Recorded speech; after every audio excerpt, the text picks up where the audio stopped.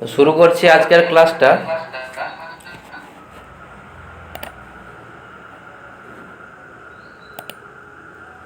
সবাই মোটামুটি জয়েন করে গেছো আশা করছি। তো আগের ক্লাসটা আমি দিতে পারিনি, মানে অসুস্থ গেছিলাম, সেই জন্য তোমাদের সামনে একটা এক্সট্রা ডেটে ক্লাস দেবো বলেছিলাম। তো 3 তারিখে তোমাদের প্রত্যেকের স্কুল ছুটি আছে তো? 3-4? হ্যাঁ স্যার। আচ্ছা, ঠিক আছে। তাহলে 3 তারিখ রাত্রের দিকে একটা ক্লাস হতে পারে। কার কোনো সমস্যা আছে? যদি থাকে তোমরা বলো। না স্যার, মোটামুটি কোনো অসুবিধা নেই, ছুটি আছে ওই দিন।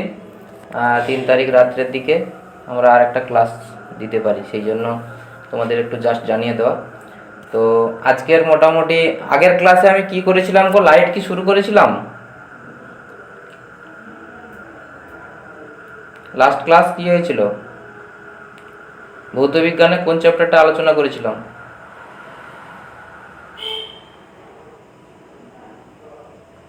মনে নেই কারণ? নাকি প্র্যাকটিস করোনি?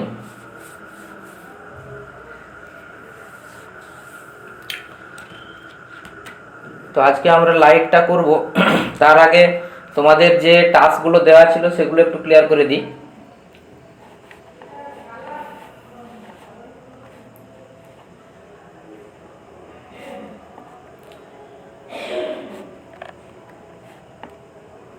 তোমাদের একটা টাস্ক দেওয়া ছিল, কিছু কোশ্চেন হোম টাস্ক দেওয়া ছিল তোমার রাসায়নিক বিক্রিয়া চ্যাপ্টারের উপরে। সেটার উত্তরপত্রগুলো আমি অলরেডি তোমাদের গ্রুপে দিয়ে দিয়েছি, ওটা একটু দেখে নেবে। আমার কথাগুলো প্রত্যেকে শোনা যাচ্ছে তো? ঠিক আছে। তো আর বাকি যে সমস্ত প্রবলেমগুলো দিয়েছিলাম ভৌতবিজ্ঞানে, ধরো যেমন হচ্ছে তোমাদের বল ও চাপ ছিল। আচ্ছা, নেক্সট ছিল ভৌত পরিবেশে তাপ ছিল। এই দুটো চ্যাপ্টার দেওয়া ছিল, সেগুলো নিয়ে আজকে একটু আলোচনা করে দিই। প্রথমে বলছে যে একটি ওজন মাপার যন্ত্রের ওপর এক ব্যক্তি দাঁড়িয়ে আছে। প্রথমে বলো তোমরা যে ওজন মাপার যন্ত্র নাম কি?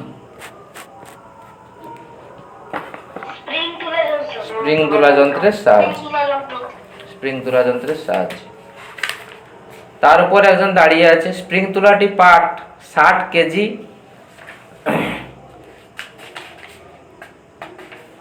ওয়েট, ওই ব্যক্তি তুলা থেকে বাইরে লাফ দিলে তুলার পাট কত হবে? স্প্রিং তুলাটির উপর দাঁড়িয়ে আছে, তার ওয়েট ওজন হচ্ছে 60 কেজি।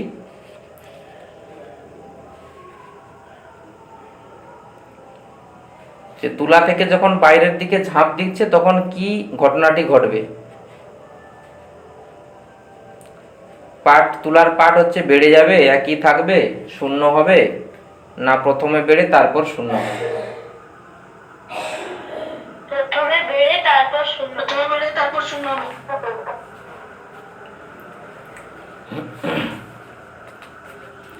প্রথমে বাড়বে তারপরে শূন্য হবে। কেন না প্রথমে বাড়বে? কেন না বাইরের দিকে ঝাঁপ দেওয়ার আগে সে একটা যে ঝোঁক নেবে, সেই ঝোঁকের কারণে একটা বল প্রয়োগ হবে ওখানে, সেই কারণে ওটা বেড়ে যাবে।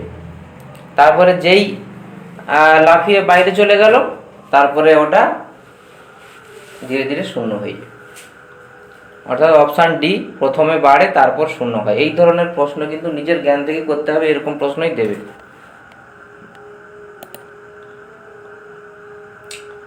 নেক্সট হচ্ছে একজন লোক পশ্চিম থেকে পূর্ব দিকে হাঁটছে, এক্ষেত্রে ঘর্ষণ বল কিভাবে কাজ করবে? পূর্ব থেকে পশ্চিমে, পশ্চিম থেকে পূর্বে, উত্তর থেকে দক্ষিণে, নাকি 45 ডিগ্রি কোণ করে পূর্ব থেকে পশ্চিমে? সেটা তোমাদের জানতে হবে।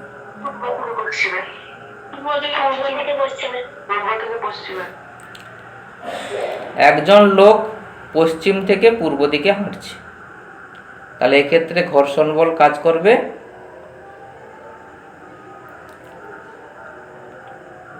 পূর্ব থেকে পশ্চিমে, উত্তর থেকে দক্ষিণে, পশ্চিম থেকে পূর্বে, আর 45 ডিগ্রি কোণ। ঠিক আছে, তো তাহলে আমরা করছি কি, পশ্চিম থেকে পূর্বে হবে, তাই তো? ঘর্ষণ বল কিভাবে কাজ করে?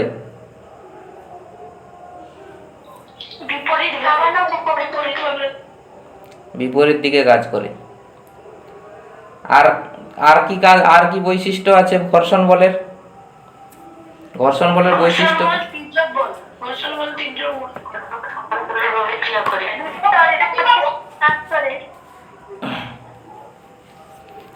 একজন একজন হাত তুলবে, আমি জিজ্ঞেস করবো। হ্যাঁ, একসঙ্গে বললে বোঝা যায় না। তাহলে আমরা এখানে যেহেতু ঘর্ষণ বলটা বিপরীত দিকে কাজ করে, পশ্চিম থেকে পূর্বে করব না, উত্তর করব, পূর্ব থেকে পশ্চিমে, তাই তো?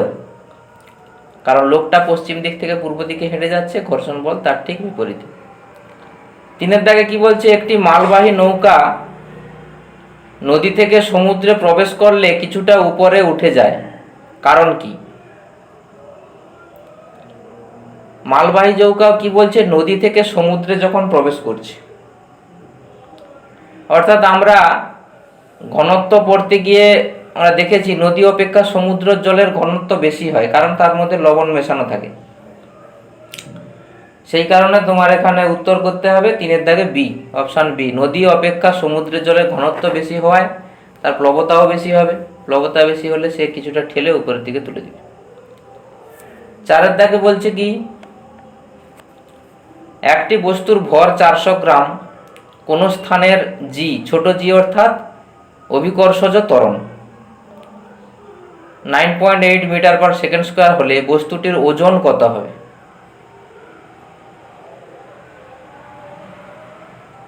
ওজন সমান কি? W সমান mg। কিন্তু তোমাদেরকে একটু এখানে লক্ষ্য করে নিতে হবে যে ভর কিন্তু 400 গ্রাম দিয়ে দিয়েছে, অর্থাৎ সিজিএস এর মানটা দিয়ে দিয়েছে, আর জি এর মানটা কিন্তু 9.8 মিটার পার সেকেন্ড স্কয়ার দিয়ে দিয়েছে। এইগুলো কিন্তু ওরা চালাকি করে, সেগুলো তোমাদের লক্ষ্য রাখতে হবে। অর্থাৎ একটা এসআইতে দিয়েছে, একটা সিজিএসে দিয়েছে। তোমাদেরকে কি করতে হবে? উত্তর যেহেতু সব নিউটনে দেওয়া আছে, নিউটনটা নিশ্চয়ই এসআই একক তোমরা জানো, তাহলে তোমাকে ওই 400 গ্রামটাকে ওটা কেজিতে নিয়ে চলে যেতে হবে, দিয়ে দুটোকে গুণ করে দাও, যেটা উত্তর হবে সেটাই। অর্থাৎ 4 দাগে কোন উত্তর হবে? অপশান অপশান বি, 3.92, তাই তো? 3.92 নিউটন। স্প্রিং তুলায় 1 নিউটন পাঠ পেতে গেলে কত ভর চাপাতে হবে? অর্থাৎ নিউটনের সংজ্ঞাতেই আমরা পড়েছি যে কতটা ভর চাপালে সেখানে হচ্ছে 1 নিউটন পাঠ দেখাবে। কত হবে ওটা? 9.8 কেজি। 9.8 কেজি নাকি 1/9.8 কেজি, কোনটা হবে? 1/9.8 কেজি। 1/9.8 কেজি। অর্থাৎ ওখানে নিউটনের সংজ্ঞায় আমরা কি পড়েছি যে 1 কেজি ভরের কোনো বস্তুকে যে বলটা প্রয়োগ করলে কি হবে, তার মধ্যে ত্বরণ সৃষ্টি হবে, 1 মিটার পার সেকেন্ড স্কয়ার ত্বরণ সৃষ্টি হবে। তো এখানে যেহেতু 1 নিউটন বলে দিয়েছে এবং 9.8 দিয়ে 1 কেজি তো এখানে হবে না, ভরের ক্ষেত্রে 1 কেজি তো এখানে হবে না।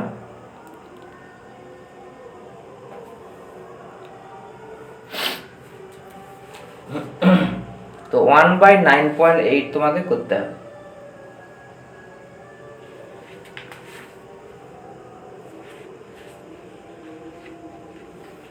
নেক্সট,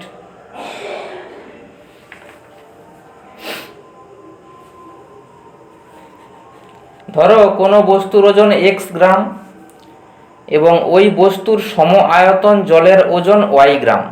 তাহলে বস্তুটার ওজন এক্স গ্রাম বলছে এবং তার সম আয়তন জল, তার ওজন ওয়াই গ্রাম বলছে। বস্তুকে জলে ফেলে দিলে বস্তুটি জলের উপর ভাসবে। কখন ভাসবে? চারটে অপশান দিয়ে দিয়েছে, চারটে শর্ত দিয়েছে, কখন ভাসবে সেটা। কোনটা হবে উত্তর? অপশন সি, যদি অর্থাৎ যখন y x এর চেয়ে বড় হবে। অর্থাৎ কি ওয়াই এর মানটা এক্স এর থেকে বেশি হবে। ওয়াই এর মানটা এক্স এর থেকে বেশি হলে সেক্ষেত্রে তার প্লবতাও সেইভাবে হবে অনুপাতে, তখন সেটা ভাসবে। তারপরে সাথে তাকে বলছে একটি পুকুরে ভাসমান নৌকো এক ব্যক্তি বসে আছে। ওই ব্যক্তি পুকুরের জল কিছু পরিমাণ পান করলে পুকুরের জলের তল কি হবে? কিছুটা উপরে উঠবে, নিচে নামে যাবে, একই থাকবে, এর কোনোটাই হবে না। একই থাকবে, উপরে উঠে একই থাকবে, একই থাকবে, একই থাকবে। কারণ কি, একটি পুকুরে ভাসমান নৌকায় এক ব্যক্তি বসে আছে। ওই ব্যক্তি পুকুরের জল কিছু পরিমাণ পান করলে মানে সেটা কি হবে? কিছুটা, সে কতটা এমন জল পান করবে তার পরিমাণটা পুরো পুকুরের জলের আয়তনের তুলনায় নগণ্য, একদম ধর্তব্যের মধ্যে আসবে না। তো সেক্ষেত্রে এখানে উপরেও উঠবে না, নিচেও নামবে না, একই থাকবে। বোঝা গেল? এই ধরনের প্রশ্ন দিয়ে এরা কিন্তু আমাদেরকে কনফিউজ করে দেয়। তো তোমাদের সেটাকে বুঝতে হবে যে এক পুকুর থেকে এক মগ যদি জল আমি তুলে নিই, সেক্ষেত্রে কোনো পার্থক্য কি বোঝা যাবে? পার্থক্য অবশ্যই বোঝা যাবে, কিন্তু এটা এতটাই সামান্য, ওই পুকুরের জল টোটাল যে জলটা আছে তার আয়তনের তুলনায় এতটাই সামান্য, সেটা ধরার মধ্যে আসবে না। 8 দাগে বলছে একটি পাত্রে রাখা কেরোসিন তেলের মধ্যে এক টুকরো বরফ ফেলে দেওয়া হলো। বরফ গললে জলের তল কি হবে? পাত্রে রাখা কেরোসিন তেলের মধ্যে এক টুকরো বরফ ফেলে দেওয়া হলো, বরফ গললে জলের তল কি হবে? কে বলতে পারবে? হ্যাঁ, উপরে উঠবে। বরফ গলে গেলে জলের তল সবসময় নিচে নামবে। একটি পাত্রে কেরোসিন তেলের মধ্যে এক টুকরো বরফ ফেলে দেওয়া হলো, বরফ গলে গেলে জলের তল নিচের দিকে নেমে যাবে। এটা কখনোই ওপরে উঠবে না। ফেলে দেখে নেবে এটা পরীক্ষা করে। পুরনো লোহা বোঝাই একটা নৌকা পুকুরের জলে ভাসছে। যদি লোহার টুকরোগুলি পুকুরের জলে নিক্ষেপ করা যায় তাহলে পুকুরের জলতল কি হবে? পুরনো লোহা বোঝাই একটা নৌকা পুকুরের জলে ভাসছে। যদি লোহার টুকরোগুলি পুকুরের জলে নিক্ষেপ করা হয় তাহলে পুকুরের জলতল কি হবে? কি হবে? যদি লবণাক্ত হয় তবে বৃদ্ধি পাবে। এখানে লবণাক্ত তোমাকে তো বলেনি।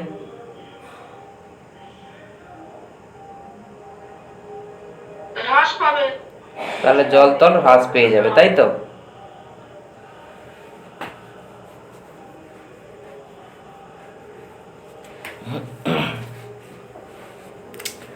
নেক্সট হচ্ছে একটি পাত্রে 10 কেজি জল আছে। পাত্রটির মেঝের ক্ষেত্রফল এত বর্গমিটার। পাত্রটির তলদেশের ওপর জল যে চাপ দেয় তার পরিমাণ কি হবে? নিউটন পার বর্গমিটার এককে বের করতে বলেছে। করতে পারবে? কত হবে এটা? 392 নিউটন পার মিটার স্কয়ার।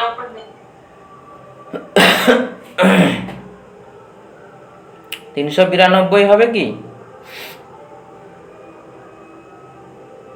ভালো করে দেখো।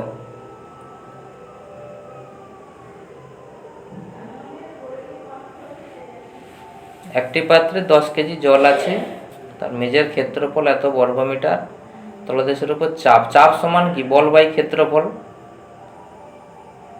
এক্ষেত্রে বল কত হবে?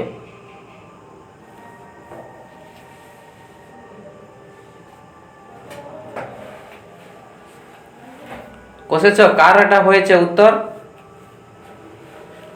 প্রত্যেকেরই কি 392 এসছে? হ্যাঁ স্যার। আচ্ছা, ওই ওই প্রবলেমটাকে শেষে আমরা বোর্ডে করছি। স্যার স্যার বল মানেই তো ওজন। হ্যাঁ, সেই জন্য 10 কেজি বল ইন্টু 9.8 মানে 98 Newton ball. Hmm, ball by ক্ষেত্রফল মানে 98 নিউটন বাই 0.25 বর্গমিটার হুম, দিলে 392 নিউটন পার মিটার স্কয়ার। ঠিক আছে। না, ওটা কষে দেখতে হবে, আমি যদিও কষে দেখিনি, সেই কারণে বলছি ওটা শেষে আমরা ক্যালকুলেশনটা করে দেখে নেব। হ্যাঁ, ঠিক আছে।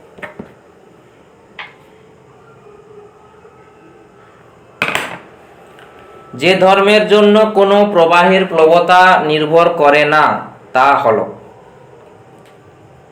কোন ধর্মের জন্য কোনো প্রবাহের মধ্যে যে প্লবতা সেটা নির্ভর করবে না? প্রবাহী উষ্ণতা, প্রবাহী পরিমাণ। প্রবাহের পরিমাণ। পরিমাণ উষ্ণতা তো নয়, উষ্ণতা, ত্বরণ, ঘনত্ব এগুলোর উপরে নির্ভর করে। ওই যে প্লবতা কোন কোন বিষয়ের উপর নির্ভর করে ওই জায়গাটা পড়লেই বুঝতে পারবে, বইতে আছে। উষ্ণতাও নির্ভর করে, ত্বরণ নির্ভর করে, ঘনত্বও নির্ভর, কিন্তু প্রবাহের পরিমাণ নির্ভর করে না। 11A, 11 দাগে উত্তর হচ্ছে A। 12 দাগে, কলকাতা ও দার্জিলিংয়ে যদি টরিসেলির পরীক্ষা করা যায় তাহলে দেখা যাবে কলকাতায় নলের পারদ স্তম্ভের উচ্চতা দার্জিলিংয়ের চেয়ে বেশি। দার্জিলিংয়ের চেয়ে কি হবে? কম হবে, বেশি হবে, সমান হবে, কি হবে ব্যাপারটা? বেশি হবে। বেশি হবে। কেন বেশি হবে? কি হবে? কেন বেশি হবে? কেননা পার্বত্য অঞ্চলের চেয়ে নিম্ন অঞ্চলে চাপ বেশি হয়, মানে বায়ুর চাপ বেশি হয়। বায়ুর চাপ বেশি হয়। যত আমরা উঁচুর দিকে যেতে থাকবো, হ্যাঁ, তত হচ্ছে আমাদের কিন্তু চাপ কমে যাবে। সেই কারণে দার্জিলিংয়ে আমরা যদি বেড়াতে যাই সেক্ষেত্রে চাল সেদ্ধ মানে ভাত রান্না করার জন্য বা মাংস সেদ্ধ করার জন্য আমাদের কিন্তু প্রেসার কুকার নিয়ে যেতে হয়, তাই তো? তাহলে 12 দাগে হচ্ছে অপশান সি, বেশি হবে।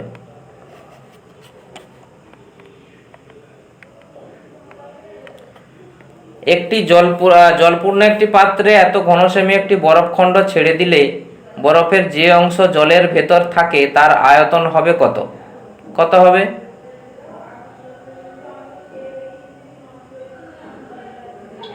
স্যার এটা পারি। এটা কিন্তু মুখে মুখে কার হয়েছে? এটা কারোর হয়েছে? স্যার 77 ঘন সেমি। 77 হবে। কেন বলো তো? কারণ কোন বরফ যদি জলে ভেসে থাকে তাহলে তার বাইরের অংশ আর জলের নিচে যে থাকে তার অনুপাত 1:12 হয়ে যায়। 1:2 না, 11:12। সরি, 11:12। হ্যাঁ, তো আমাদের এটা জানতে হবে যে কত জল জমলে কতটা বরফ হয়। আমরা জানি বরফ মানে জল থেকে বরফ হলে আয়তনে বেড়ে যায়। তো 10 সিসি জল জমলে 11 সিসি জল জমলে 12 সিসি বরফে পরিণত হয়। আমাদের বিজ্ঞান বলছে যে মেপে দেখা গেছে 11 সিসি জল জমলে 12 সিসি বরফে পরিণত হয়। সেই জন্য কি হয় না, ওই বরফের 11/12 অংশ জলের নিচে থাকে আর 1/12 অংশ মাত্র জলের উপরে থাকে। এই কারণেই তোমরা সবাই জানো টাইটানিক জাহাজটাকে ডুবতে হয়েছিল, বোঝা যায়নি যে এত বড় বরফের চাই। তো সেক্ষেত্রে তাহলে কি হবে, 11/12 দিয়ে তুমি ওটাকে গুণ করে দাও, তাহলে 84 গুণিতক 11/12 মানে 12 সাথে 84, 7 11 77। তাহলে 13 দাগে অপশান হবে এ, 77।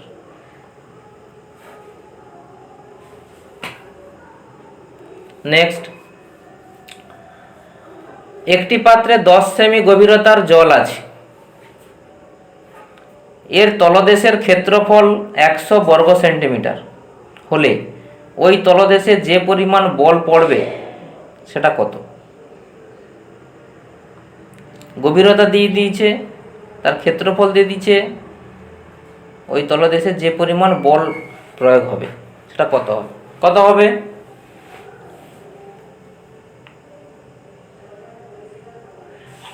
1000 গ্রাম ইন্টু গ্রাম 1000 গ্রাম ভার। 1000 গ্রাম ভার, 1000 গ্রাম ভার। হ্যাঁ, গুণ করে দিলেই হয়ে যাবে। একটি বেলুনে 95 সেন্টিমিটার পারস্তম্ভের চাপে এত লিটার বায়ু ভরা আছে। উষ্ণতা স্থির রেখে চাপ কমিয়ে 76 সেন্টিমিটার পারস্তম্ভে আনা হলো। ওই বাতাসের আয়তন কত হবে? কত হবে? 1 লিটার, 0.5 লিটার, 2.25? পারিনি, আচ্ছা, 15 দাগেরটা হয়নি, তাই তো? কার হয়েছে? এটা করেছিলাম। কারোর হয়েছে? 1 লিটার। কি করে হবে? গ্যালিলিও দ্বিতীয় সূত্র। দ্বিতীয় সূত্রে কি ছিল বলো?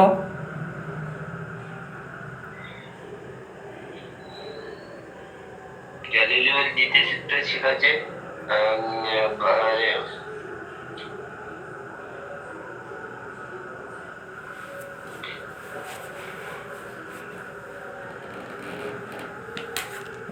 বলো, কতটা ডিটেলসে পড়েছে দেখি।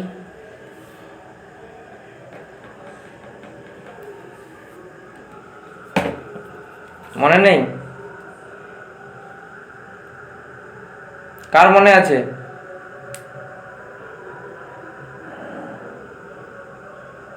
কার মনে আছে বলো?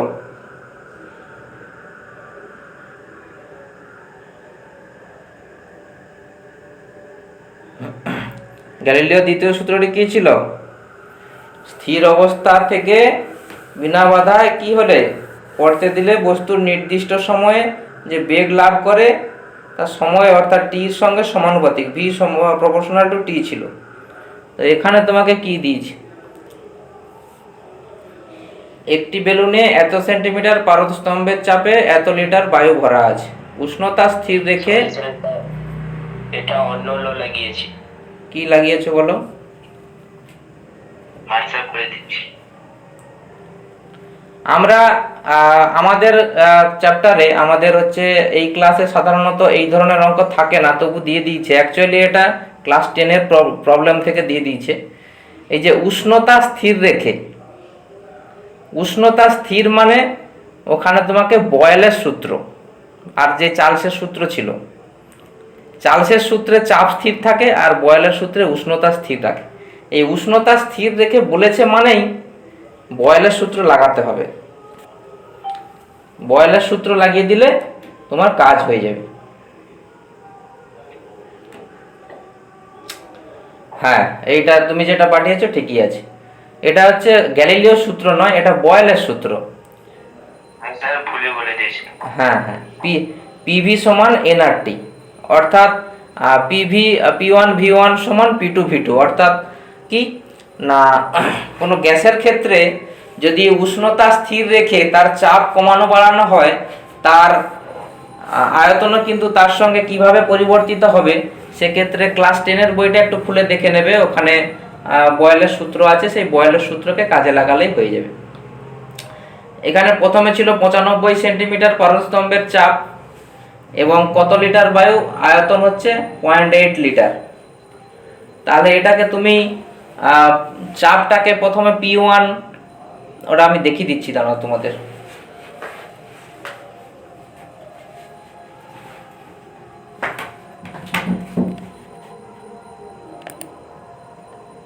বোর্ডটা কি দেখা যাচ্ছে তোমাদের?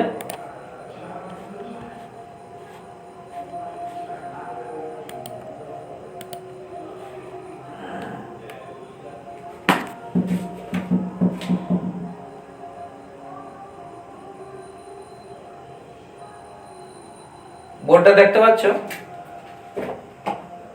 না স্যার, দেখা যাচ্ছে না।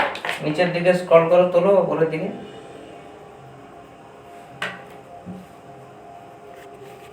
দাঁড়াও 1 মিনিট।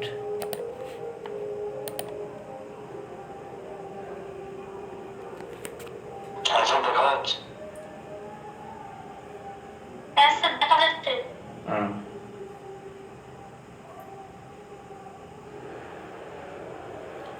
এখানে একটা বয়েলের সূত্র একটা ছিল এরকম,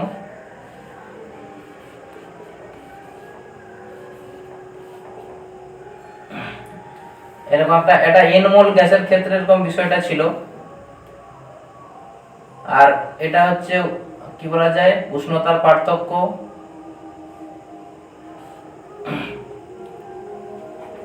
আর এগুলো হচ্ছে পুরো এখানে যেহেতু বলে দিয়েছে গ্যাসের ক্ষেত্রে প্রথমে ছিল P1, ধরে নি চাপ ছিল P1, কত ছিল P1 ছিল হচ্ছে তোমার 95, তাই তো 95 ছিল। আচ্ছা P2 হচ্ছে প্রমাণ বায়ুমণ্ডলের চাপ 76 সেন্টিমিটার বায়ু স্তম্ভের সমান। আচ্ছা প্রথমে আয়তন কত ছিল 0.8 V1 ছিল 0.8 আর V2 আয়তন কত হবে সেকেন্ড ক্ষেত্রে জিজ্ঞাসা করতে বলেছে। এই চার্লসের সূত্রে সরি এটা ছিল বয়েলের সূত্র, এটা ক্লাস 10-এ আছে, ক্লাস 10-এ গ্যাস চ্যাপ্টারে পড়লে। হ্যাঁ কি বলছো? স্যার ভি মানে কি লেখা আছে? PV = nRT, এটা n মোল গ্যাসের ক্ষেত্রে আর হচ্ছে বাস্তব গ্যাসের ক্ষেত্রে সেগুলো আমরা পাই। এই জায়গা থেকে এই সূত্রটা এসেছে যে P1 V1 সমান P2 V2। যখন কি হয় না উষ্ণতা এই যে T একে ফিক্সড করে দেওয়া হয়, অর্থাৎ স্থির করে দেওয়া হয়। অ্যাকচুয়ালি সূত্রটা ছিল P1 V1 by R1 P2 V2 by R2। এখানে R এর মানটা তোমাদের আসেনি, বিষয়টা দেয়নি, সেক্ষেত্রে এই পার্টটা আমি আর নেব না। আর n হচ্ছে n মোল গ্যাসের ক্ষেত্রে, মোল দিয়ে এখানে কিছু উল্লেখ করেনি, সেক্ষেত্রে এটাও নেব না, সেই জন্য নিলাম সূত্রটা হচ্ছে P1 V1 সমান P2 V2। জাস্ট বসিয়ে দাও হয়ে যাবে। এখান থেকে V2 সমান বের করতে বলেছে, তাহলে P1 V1 বাই P2 দিয়ে মান বসিয়ে দাও, উত্তর হয়ে যাবে। বোঝা গেল প্রত্যেকের?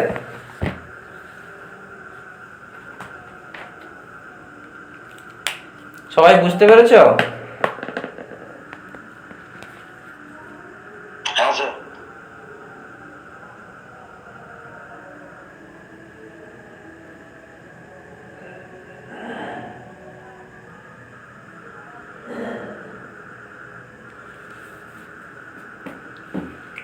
নেক্সট আমরা যাই।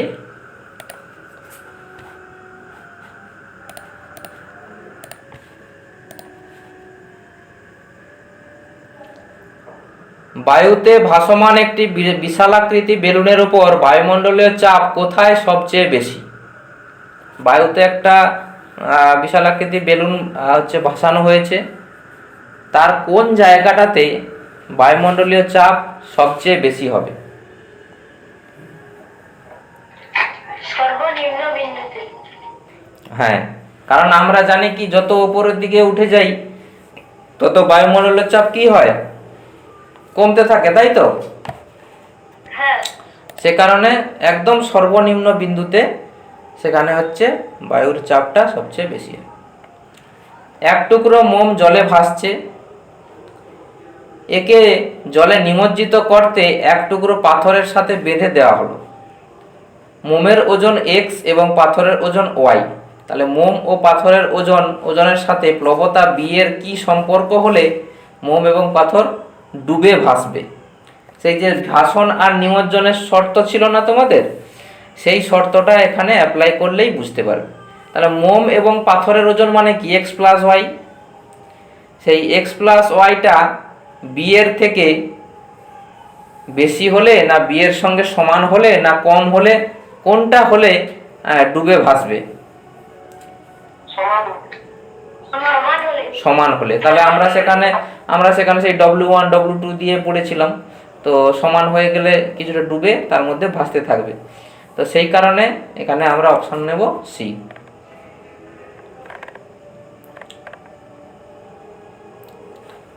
বরফের উপর দিয়ে হাঁটার সময় পা যাতে পিছলে না যায় এর জন্য ছোট ছোট পদক্ষেপ ফেলা উচিত। কারণ ছোট ছোট পদক্ষেপে কি হয়? এই চারটে অপশনের মধ্যে কি হয়? কে বলতে পারবে? বেশি ঘর্ষণ বল। ঘর্ষণ বল। বেশি ঘর্ষণই বল। বেশি ঘর্ষণ পাওয়া যাবে। ছোট ছোট যত আমরা স্টেপ ফেলবো প্রত্যেক স্টেপের জন্য ঘর্ষণ বলটা আরো বেশি হবে। তাই জন্য বেশি ঘর্ষণ বল পাওয়া যায় বলে আমরা ছোট ছোট পা ফেললে আমরা পিছলে যাব না। আর্কিমিডিসের সূত্র যে ক্ষেত্রে প্রযোজ্য নয়, আর্কিমিডিসের সূত্রর কাছে তোমরা পড়েছিলে যে কিছু কিছু ক্ষেত্রে আর্কিমিডিসের সূত্র প্রযোজ্য হয় না, সেটা এখানে কোনটা? আবারই পতনশীল বস্তু। হ্যাঁ, যখন বিনা বাধায় কোন একটা বস্তু উপর থেকে নিচে পড়ছে, অর্থাৎ অবাধে পতনশীল বস্তুর ক্ষেত্রে কিন্তু আর্কিমিডিসের সূত্রটি প্রযোজ্য নয়। 20 দাগে কি ছিল? একটি বদ্ধ পাত্রে একটি ব্লক জলে ভাসছে। একটা বদ্ধ পাত্রের মধ্যে একটি ব্লক জলের মধ্যে ভাসানো আছে। পাত্রের বায়ু অপসারণ করা হলে বস্তুটি কি হবে? কাত হয়ে পড়বে, ডুবে যাবে, যেমন ছিল তেমনই থাকবে, খানিকটা বেশি ভেসে উঠবে, কি হবে? খানিকটা ভেসে উঠবে।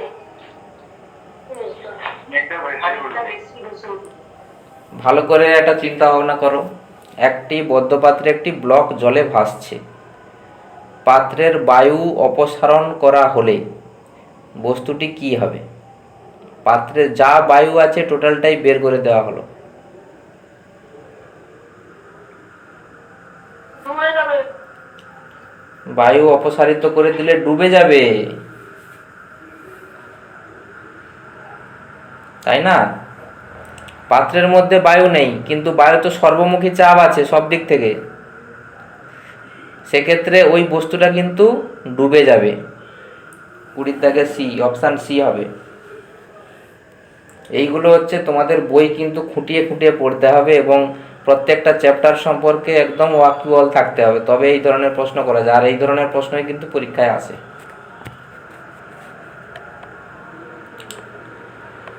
চাপের মাত্রা সমীকরণ হলো, এটা তো বলা উচিত তোমাদের। চাপের মাত্রা কি হবে?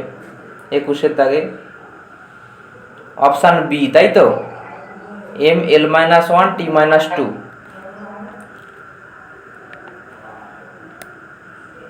22 বলছে একটি তলের উপর 5 নিউটন বল ক্রিয়া করলে উৎপন্ন চাপের মান হয় 500 পাস্কাল। তলটির ক্ষেত্রফল কত হবে? কত হবে?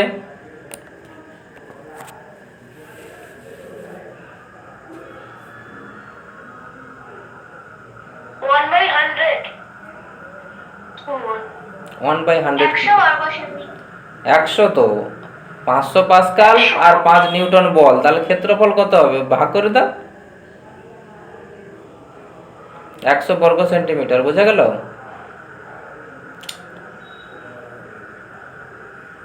তেইশ, চাপ সমান আমরা কি জানি? বল বাই ক্ষেত্র, বল বাই ক্ষেত্র। হ্যাঁ, কি বলছো? 100 বর্গ মিটার। হ্যাঁ, 100 বর্গ সেন্টিমিটার। আচ্ছা, 100 বর্গ মিটার আছে, আবার বর্গ সেন্টিমিটার আছে, 5 নিউটন আছে, এদিকে পাস্কাল আছে। পাস্কাল দুটোই কিন্তু এসআই একক, তাই না? এটা তোমাদেরকে, হ্যাঁ, আমি খেয়াল করিনি। তো বর্গ সেন্টিমিটার আছে, আবার বর্গ মিটারও আছে। 5 নিউটন 500 পাস্কাল বর্গ মিটার করবে।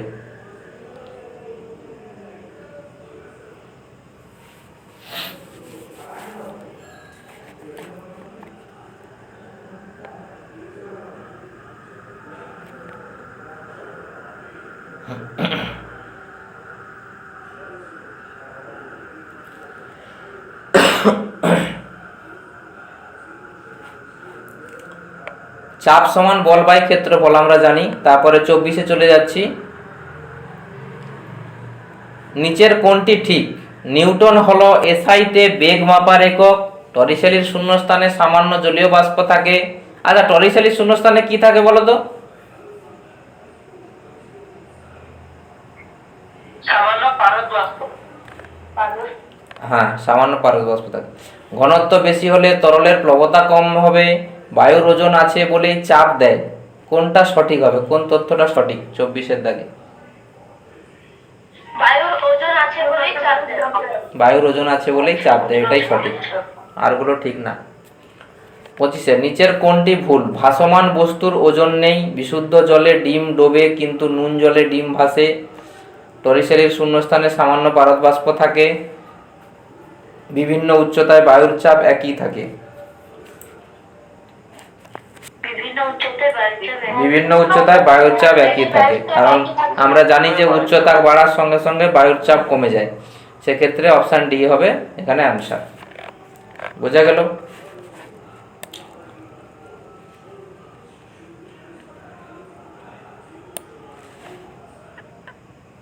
আচ্ছা, 10-এর দাগেরটা তাহলে তোমরা ক্যালকুলেশন করছো, কত হচ্ছে 10 ইন্টু 9.8। 1 মিনিট আমি চেক করে নিই।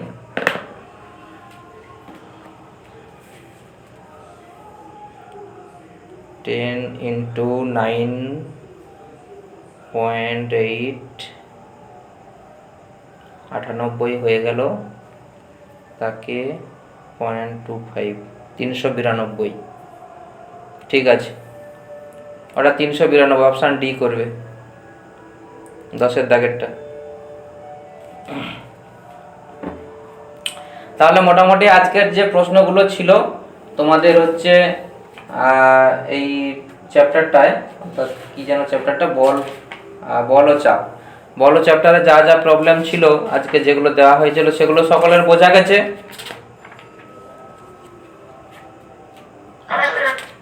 এরপরে আমরা যাচ্ছি স্পর্শ ছাড়া ক্রিয়াশীল বল, ছিল তো? হ্যাঁ স্যার। স্পর্শ ছাড়া ক্রিয়াশীল বল ছিল।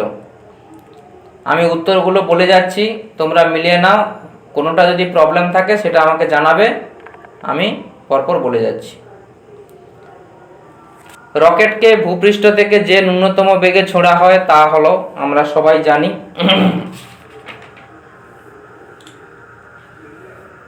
11.2 kilometre per second, option D. 2-এর দাগে নিরক্ষরেখা থেকে মেরুর দিকে গেলে জি এর মান কি হয়? বৃদ্ধি পায়। 3-এ বিভিন্ন পরীক্ষা দ্বারা জি এর মান হিসেব করে দেখা গেছে এসআই পদ্ধতিতে জি এর মান কত হবে? এগুলো তো তোমাদের মুখস্থ থাকা উচিত। Option C 6.6। পারোনি এটা? অপশান সি তো তোমাদের বইতেই আছে, মহাকর্ষীয় ধ্রুবকের মান সিজিএস এবং এসআই এককে আছে। 6, অপশান সি হবে 6.67 ইন্টু 10⁻⁻11। ওই নিচে 11 আছে মানে ওটা -11 newton metre square per KG square. 4-এর দাগে দুটি ধনাত্মক তড়িৎগ্রস্ত বস্তু বায়ুতে সামান্য দূরত্বে আছে, যদি দূরত্ব একই রেখে একটির তড়িতাধান দ্বিগুণ এবং অপরটির তড়িতাধান অর্ধেক করা হয় তবে বিকর্ষণ বল হবে পূর্বের তুলনায় কত? অর্থাৎ কুলম্বের সূত্র থেকে এই বিষয়টা পেয়ে যাবে। কুলম্বের সূত্র দিয়ে যে যেটা বলছে, যেটা অর্ধেক যেটা দ্বিগুণ বলছে সেটা বসিয়ে দেবে, বসিয়ে দিলে 4-এর দাগে তোমার উত্তর হচ্ছে অপশান ডি, একই থাকবে।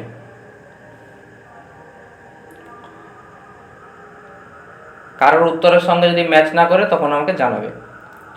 5-এর দাগে বলছে দুটি সম আধানের দূরত্ব 4 গুণ বাড়লে বিকর্ষণ বল হবে পূর্বের তুলনায় কত? এগুলো সব হচ্ছে তোমাদের কুলম্বের সূত্র থেকে প্রবলেমগুলো দিয়েছে।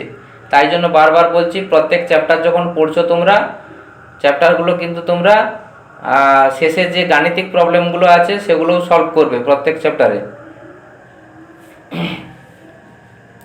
তাহলে 5-এর দাগে হচ্ছে অপশান ডি, দিল্লি, 16 গুণ কম হবে।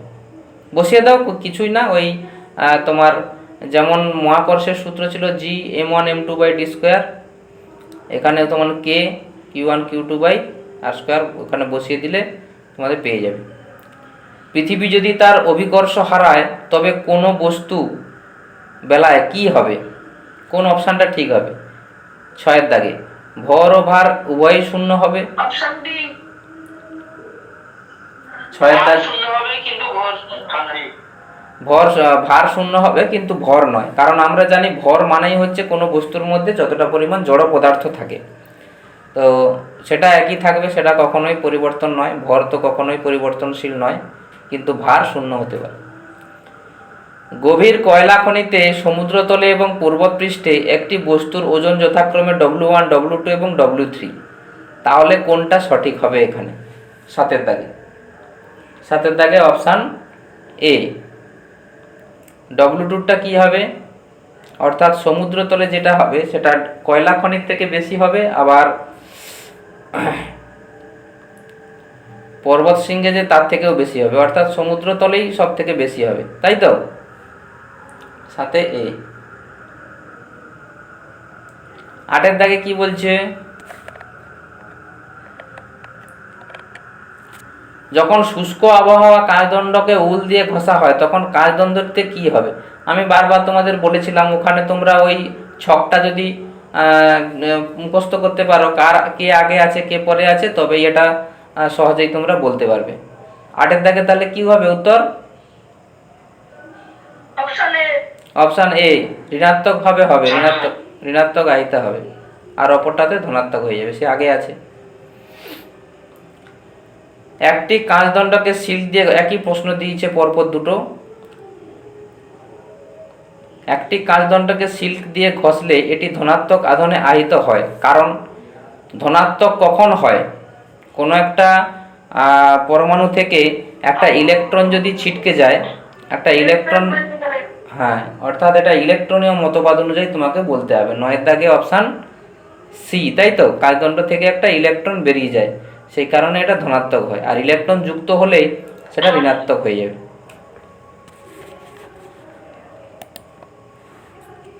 নেক্সট 10-এর দাগে ছিল অবাধে পতনশীল কোনো বস্তুকে ওজন শূন্য মনে হয়, সেক্ষেত্রে অভিকর্ষজ ত্বরণের মান কত হবে? 10-এর দাগে 981 সেন্টিমিটার পার সেকেন্ড স্কয়ার। সেটা তো অভিকর্ষজ ত্বরণের মান ঠিক থাকবে, কিন্তু ওজন শূন্য বলে মনে হয়। নিচের কোনটি সঠিক? 11-এর দাগে কি করেছো?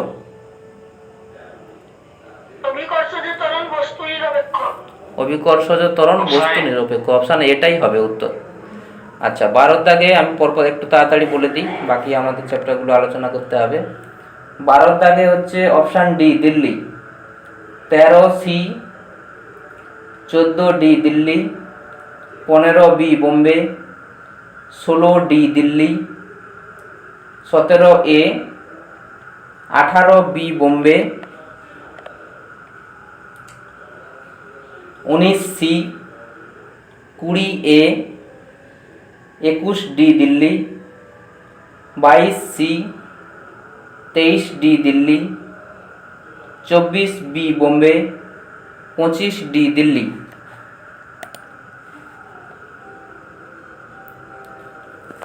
মোটামুটি 12, 13, 14 কি হবে অ্যানসার গুলো? 12, 13, 14। 12 হচ্ছে তোমার অপশান ডি দিল্লি, 13 হচ্ছে অপশান সি, আর 14 হচ্ছে অপশান ডি দিল্লি। বোঝা গেল?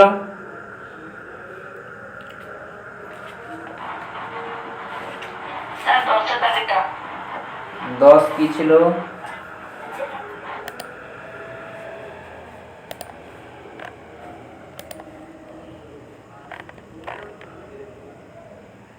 দশের দাগে 981 সেন্টিমিটার পার সেকেন্ড স্কয়ার। ওজন শূন্য হতে পারে তো, কিন্তু অভিকর্ষজ ত্বরণ থাকবে।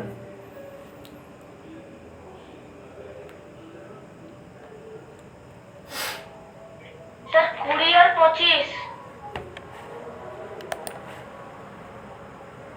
20, 25। 20-র দাগে হচ্ছে তোমার অপশান এ অপরিবর্তিত থাকবে।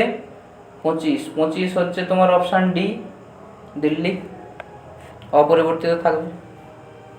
দুটি সমজাতীয় বিন্দু আদানের প্রত্যেকের আদান দ্বিগুণ করা হলে দূরত্ব, আচ্ছা, আদানও দ্বিগুণ করছে, দূরত্বও দ্বিগুণ করছে, কেটে যাবে তো পরপর, পরস্পর উপর নিচে কেটে যাবে, একই থাকবে, অপরিবর্তিত থাকবে। বসিয়ে দাও তুমি কুলম্বের সূত্রে। আধান দুটোকে দ্বিগুণ Q1 Q2কে 2Q1 2Q2 করে 2Q1 আর 2Q2 করে দাও। আর দূরত্বের 24 কি হবে? 24। ঘর্ষণ একটি কি? 24-এর দাগে ঘর্ষণ একটি হচ্ছে স্পর্শকীয় বল। অর্থাৎ আমরা ঘর্ষণ বল পড়তে গিয়েই আমরা বলছিলাম না যে এটা একটি বস্তু অপর একটি বস্তুর সঙ্গে যদি স্পর্শ হিসেবে মানে লেগে থাকে যদি, তখনই হচ্ছে এই ঘর্ষণ বলটা কাজ করে। ওখানে অপশান বি করতে হবে, স্পর্শকীয় বল।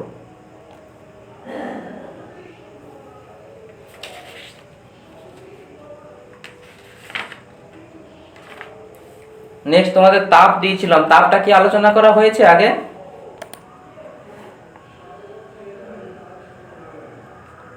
না হয়নি না? আচ্ছা চলো, তাপের ক্ষেত্রে কি বলেছি? জলের স্ফুটন হয় যখন তার সম্পৃক্ত বাষ্পচাপ কি হয়? পারিপার্শ্বিক চাপের সমান হয়। পারিপার্শ্বিক চাপের সঙ্গে তার সম্পৃক্ত বাষ্পচাপ যখন সমান হবে তখন হচ্ছে জলের স্ফুটন হয়। Option D Delhi. 1-এর ডি, 2-এর দাগে অপশান সি বস্তুর উপাদানের উপর,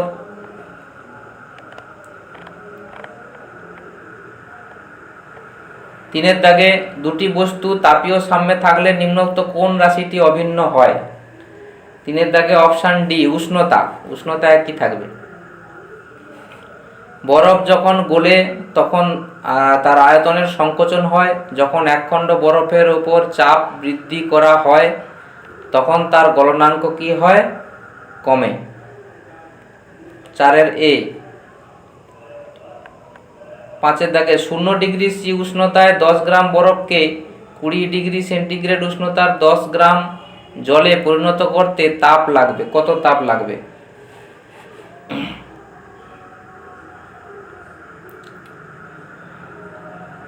এই যে এইচ তোমার কিউ সমান ms থিটা বা ms_t সূত্রে বসিয়ে দেবে, দিলে পেয়ে যাবে।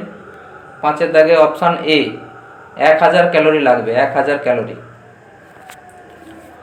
6-এর দাগে সি, পাহাড়ের উপর জলের স্ফুটনাঙ্ক কম, কারণ কি না পাহাড়ে বায়ুর চাপ কম।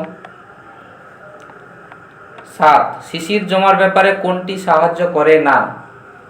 শিশির জমার ব্যাপারে 1 2 3 বায়ু প্রবাহের বেগ বৃদ্ধি। বেগ বৃদ্ধি হলে শিশির জমার ক্ষেত্রে সেটি সাহায্য করে না। 8, কোন পদার্থের আপেক্ষিক তাপ নির্ভর করে? আপেক্ষিক তাপ কার উপরে নির্ভর করে? বস্তুর উপাদানের উপর।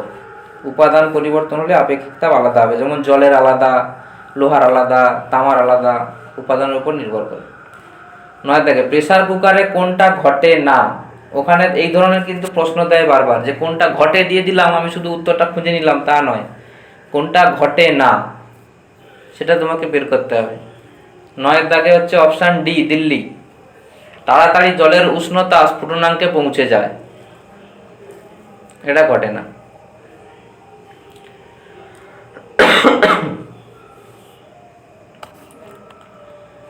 10-এর দাগে সমভর জল অপেক্ষা দুধ তাড়াতাড়ি গরম হয়, কারণ কি? এটা আমরা আগের ক্লাসেও আলোচনা করছিলাম। 10-এর দাগে অপশান সি জলের চেয়ে কম আপেক্ষিক তাপ বিশিষ্ট। দুধের আপেক্ষিক তাপ জলের চেয়ে কম, তাই জন্য দ্রুত গরম এবং দ্রুত ঠান্ডা দুটোই হয়। 11-এর দাগে ভিজে কাপড় গায়ে শুকালে সর্দি হতে পারে, কারণ কি? অপশান সি জলের বাষ্পীভবনের সময় কি হয়? দেহ থেকে লিন তাপটা শোষণ হয়ে যায়, সেক্ষেত্রে আমাদের ঠান্ডা লেগে যেতে পারে, সর্দি হতে পারে। 12-এর দাগে পেয়ালা অপেক্ষা প্লেটে চা দ্রুত ঠান্ডা হয়, কারণ পড়ানোর সময় আমি বলেছিলাম যে তার ক্ষেত্রফলটা বৃদ্ধি পেয়ে গেলে, উপরিতলের ক্ষেত্রফলটা বেড়ে গেলে তখন দ্রুত সে ঠান্ডা হয়ে যায়, বাষ্পীভবন হয়। তাহলে 12-এর দাগে অপশান হচ্ছে বি, পেয়ালা অপেক্ষা প্লেটে দ্রুত বাষ্পীভবন হয়। এই যে আমরা যখন স্কুলে যাই, মা আমাদের যখন খাওয়ার থালায় ভাত বেড়ে দেয়, তো ভাতটা হচ্ছে মা হচ্ছে একটু মিলে দেয়, ভাতটা পুরো থালাটা নিয়ে মিলে দেয়। কেন মিলে দেয় না? এই উপরিতলের ক্ষেত্রফলটা বেশি হওয়ার জন্য দ্রুত ওখান থেকে বাষ্পায়ন হয়ে ভাতটা দ্রুত ঠান্ডা হবে। 13 দাগে 13 দাগে বলছে তাপ এক স্থান থেকে অন্য স্থানে স্থানান্তরিত হয় পরিবহন, পরিচলন, বিকিরণ পদ্ধতিতে। কোন পদ্ধতির ক্ষেত্রে তাপের সাথে ভরেরও স্থানান্তর হয়? এটা তোমাদের জানা উচিত। কি হবে এটা?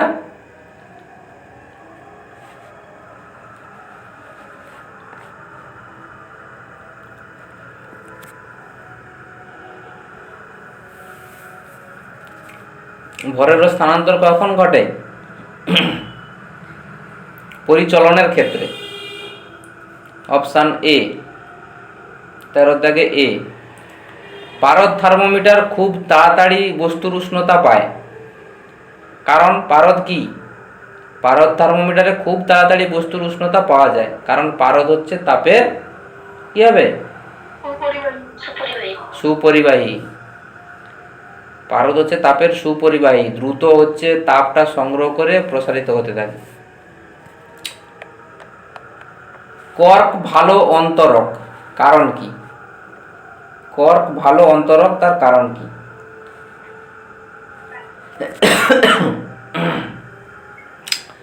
ওটি হচ্ছে সজ্জিত, সজ্জিত থাকে সেই কারণে অন্তরক ভালো। স্তরে স্তরে সঞ্চিত থাকার কারণে তাপটা দ্রুত ওর মধ্যে থেকে যেতে পারে না, অন্তরক হিসাবে কাজ করে। 16, ধাতু তাপের কুপরিবাহী কারণ কি? ধাতু তাপের সুপরিবাহী, সুপরিবাহী হয় আমরা সবাই জানি, এর কারণ কি? এর মূল কারণ কি? এর মূল কারণ হচ্ছে ওই ধাতুর মধ্যে মুক্ত ইলেকট্রন আছে। আমরা যদি ইলেকট্রন বিন্যাস তত্ত্ব তোমরা শিখেছো, ক্লাস 9-এ উঠে গেছো তোমরা, হ্যাঁ, যে আমাদের পর্যায় সারণীতে যে ধাতু, অধাতু, ধাতুকল্প, গ্যাসীয় পদার্থ পরপর যেভাবে সাজানো আছে, সেখান থেকে ধাতু যেগুলো আছে তাদের তুমি ইলেকট্রন বিন্যাস করে দেখো, দেখলে বুঝতে পারবে তার মধ্যে বাইরে কক্ষে হচ্ছে মুক্ত ইলেকট্রনগুলো থাকে। সেই কারণে ধাতুতে ধাতু তাপের সুপরিবাহী হয়। 17 দাগে হচ্ছে প্রেসার কুকারে রান্না তাড়াতাড়ি সেদ্ধ হচ্ছে। অপশান সি, কুকারের ভিতরে চাপ বাড়ায় ফলে জলের স্ফুটনাঙ্ক বাড়ে। চাপ বাড়ার ফলে স্ফুটনাঙ্ক বাড়ে। 18, একটি বায়ুনিরোধ পাত্রে একটি তরল ফুটছে, একটি নির্গম নল দিয়ে পাত্র থেকে বাষ্পকে ধীরে ধীরে সরালে তরলের কি ঘটবে? উষ্ণতা কমে কিন্তু স্ফুটন চলতে থাকে। অপশান এ, 18 দাগে এ। 19 দাগে একটি বদ্ধ ঘরে জল ছিটালে ঘরের কি হয়? আপেক্ষিক আর্দ্রতা বৃদ্ধি পায়, শিশিরাঙ্ক হ্রাস পায়, শিশিরাঙ্ক অপরিবর্তিত থাকে, নাকি আপেক্ষিক আর্দ্রতা হ্রাস পায়? আপেক্ষিক আর্দ্রতা বৃদ্ধি পেয়ে যাবে। বদ্ধ ঘরের মধ্যে জল ছড়িয়ে দিলে আপেক্ষিক আর্দ্রতাটা বেড়ে যাবে, জলটা যত বাষ্পীভূত হতে থাকবে আপেক্ষিক আর্দ্রতা বেড়ে যাবে। 20 দাগে শীতকালে পশমের জামা ব্যবহার করা হয়, এর কারণ কি? এটা তোমাদের বলা উচিত, বলো দেখি কেন?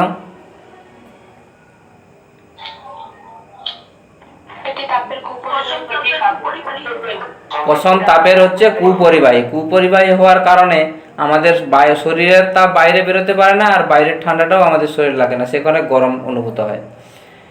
21 দাগে থার্মোফ্লাক্সের গঠনে যে বৈশিষ্ট্যের জন্য তাপ বিকিরণ নগণ্য হয় তার কারণ কি? মেন কারণ হচ্ছে তার 21 দাগে হচ্ছে অপশান সি, কাঁচ পাত্রের চকচকে দেওয়াল। চকচকে দেওয়াল হওয়ার কারণে ওর মধ্যে কিন্তু কি হয়? বারবার বিকিরণ হতে থাকে ওইটার মধ্যে, পাত্রের মধ্যে। সেই কারণে হচ্ছে ওর মধ্যেই তাপটা বিকিরণ হয়ে ওর মধ্যেই রয়ে যায়, বাইরে বেরিয়ে আসে না। বিকিরণ বলছি, প্রতিফলন। ওর মধ্যে তাপটা বারবার প্রতিফলন হতে থাকে, কিন্তু বিকিরণ হয়ে বাইরে বেরিয়ে আসতে পারে না চকচকে দেওয়ালের কারণে। 22 হচ্ছে বায়ু সম্পূর্ণ শুষ্ক হলে, বায়ু শুষ্ক হলে শিশিরাঙ্কের ক্ষেত্রে কি ঘটনা ঘটে? শিশিরাঙ্কের অস্তিত্বই থাকে না। বায়ু শুষ্ক হলে আমরা জানি, বায়ু শুষ্ক হলে কি আর শিশির জমা হবে? হবে না। 23। বরফের উপর চাপ বৃদ্ধিতে বরফের গলনাঙ্ক কি হয়? হ্রাস পায়, কারণ বর্ধিত চাপে গলন সুবিধা হয়। আমরা সেই যে বরফের পুনঃশীলী ভবন যে ঘটনাটা পড়েছি, সেখান থেকে এই প্রশ্নটা দিয়েছি কিন্তু। সেই জন্য বুঝতে পারছো তো তোমরা যে বই কিভাবে খুঁটিয়ে পড়তে হবে প্রত্যেকটা চ্যাপ্টার। শুধু প্রশ্ন পড়ে নিলে হবে না, খুঁটিয়ে পড়তে হবে, এই ধরনের প্রশ্নই থাকে। 24। নিচের কোন পদার্থটির নির্দিষ্ট গলনাঙ্ক নেই? নিচের কোন পদার্থটির নির্দিষ্ট গলনাঙ্ক নেই? আমরা জানি, এটা তো ভালো জানি, কাঁচ। কাঁচের হচ্ছে নির্দিষ্ট গলনাঙ্ক নেই। 25-এর দাগে কতটা? 22। বায়ু সম্পূর্ণ শুষ্ক হলে, তুমি দেখো বায়ু আর্দ্র হলে সেক্ষেত্রে শিশিরাঙ্কের বিষয়টা থাকে, শুষ্ক হলে শিশিরাঙ্কের কি অস্তিত্ব থাকবে? সেই জন্য বলছে যে বায়ু সম্পূর্ণ যদি শুষ্ক হয়, অর্থাৎ বায়ুর মধ্যে যদি জলীয় বাষ্প নাই থাকে, বায়ুর মধ্যে জলীয় বাষ্প না থাকলে শিশির জমবে কি করে? বায়ুর মধ্যে জলীয় বাষ্প থাকলে তবেই তো সেটা ঘাস পাতায় জমে, মানে যখন উষ্ণতাটা শিশিরাঙ্কের নিচে নেমে যায় তখনই তো সেটা জমতে শুরু করে। কিন্তু বায়ু যদি শুষ্ক হয় শিশিরাঙ্কের কোনো ঘটনা ঘটবে না।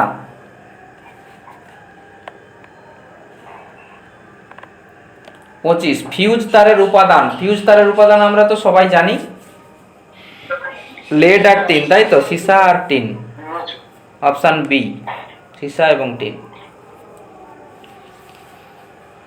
আজকের 3টে চ্যাপ্টার নিয়ে পরপর প্রশ্নগুলো আমরা আলোচনা করলাম, যে ধরনের প্রশ্ন পরীক্ষায় আসে। তো এই ধরনের প্রশ্নই কিন্তু তোমাদের পরীক্ষায় আসবে, তোমাদের সতর্কভাবে পড়তে হবে এবং সতর্কভাবে উত্তরটা দিতে হবে, ভেবে চিন্তে উত্তর দিতে হবে।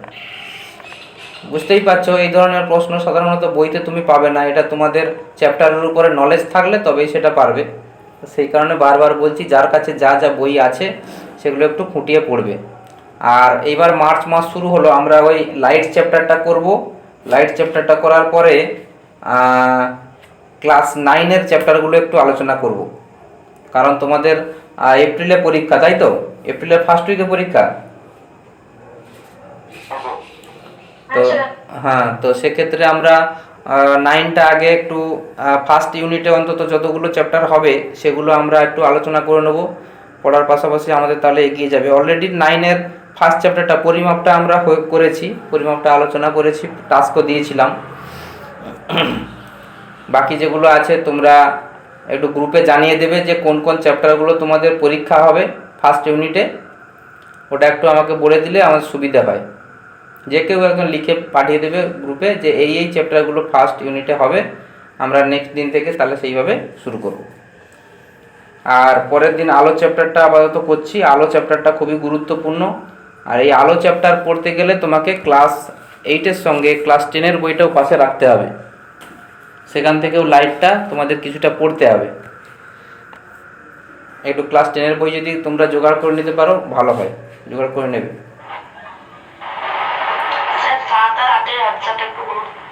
কত কত? 7 আর 8। 7 এবং 8। এক্ষুনি যেটা আলোচনা কোন চ্যাপ্টারে? তাপ চ্যাপ্টারে না?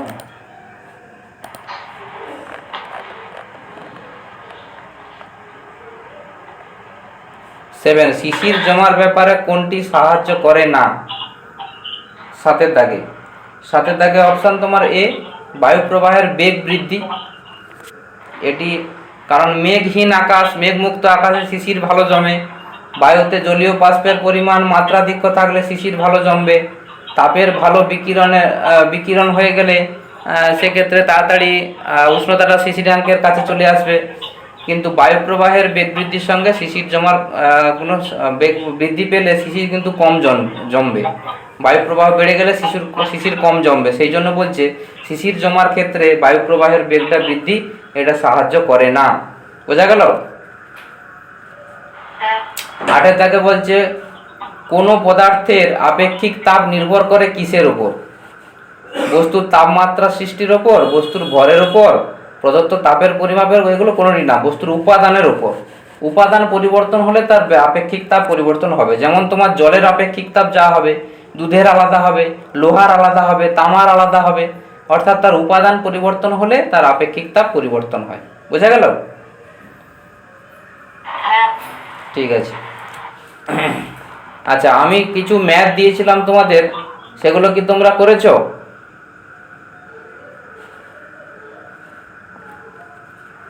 যে ম্যাথগুলো তোমাদের দিয়েছিলাম,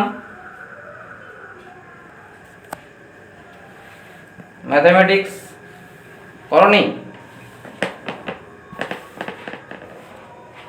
কে করেছো ম্যাথগুলো? সময় ও কার্য থেকে ছিল তো?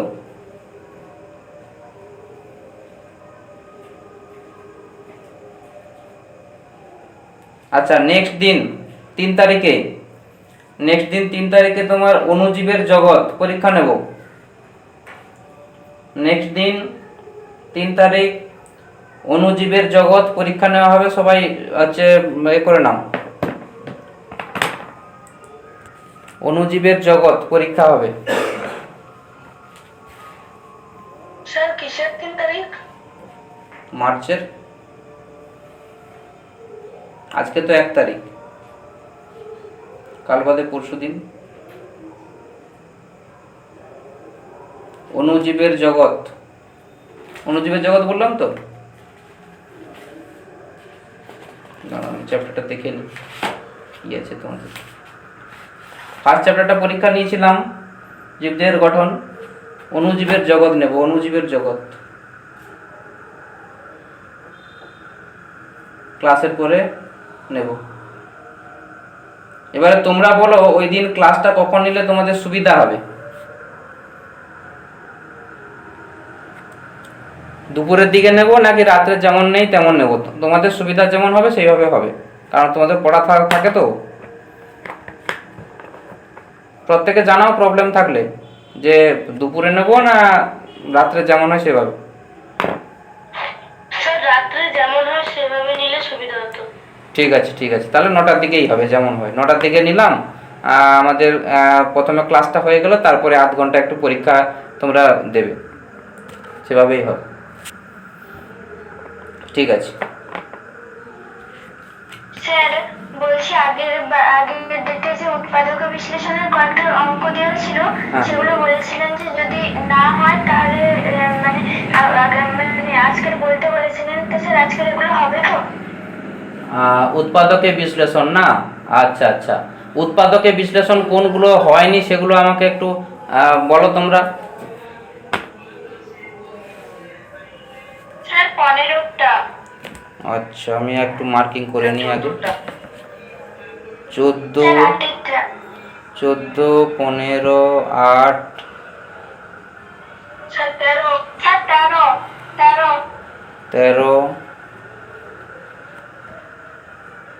তারপরে স্যার 17টা বলবেন।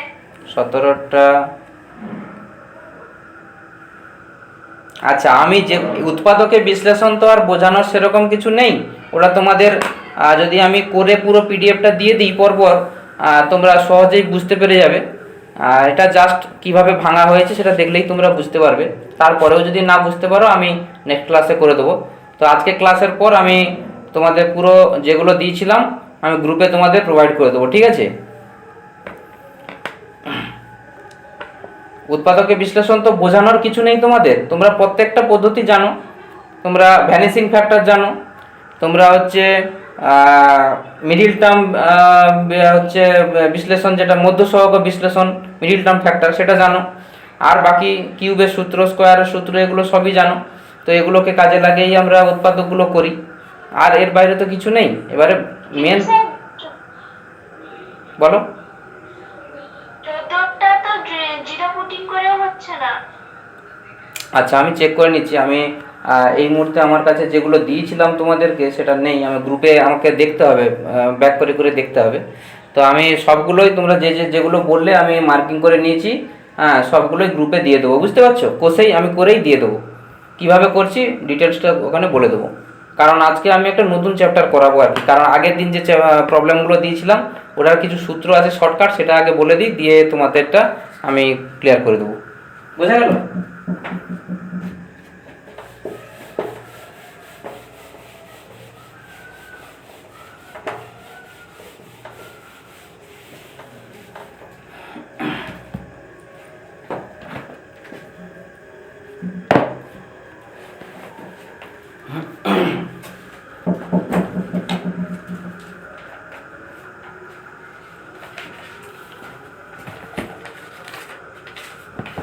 আগের দিন তোমাদের যে প্রবলেমগুলো দিয়েছিলাম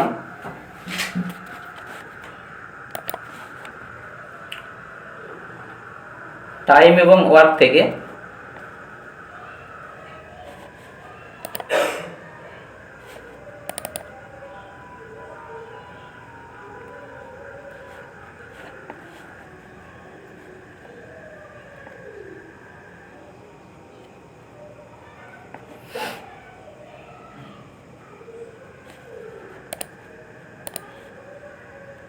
এক মিনিট, বোর্ডটা সবাই দেখতে পাচ্ছ?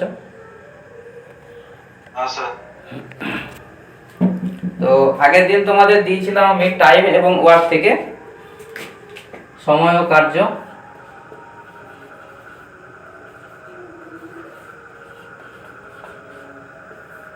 এই চ্যাপ্টার থেকে প্রবলেমগুলো দিয়েছিলাম।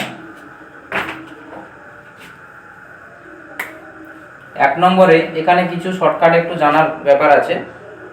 ধরো তোমাকে ম্যান এবং ডে দিয়ে যদি অঙ্ক থাকে, ওই যে ধরো এতজন শ্রমিক এতদিনে করে, তারা এতদিন কতদিনে করবে, এতজন কতদিনে, এই ধরনের, অর্থাৎ ম্যান এবং ডে দিয়ে থাকলে M1 D1 সমান M2 D2। দেখতে পাচ্ছ না? আমার নেটওয়ার্কের প্রবলেম হচ্ছে হয়তো। বাকিরা সবাই দেখতে পাচ্ছ তো? হ্যাঁ স্যার।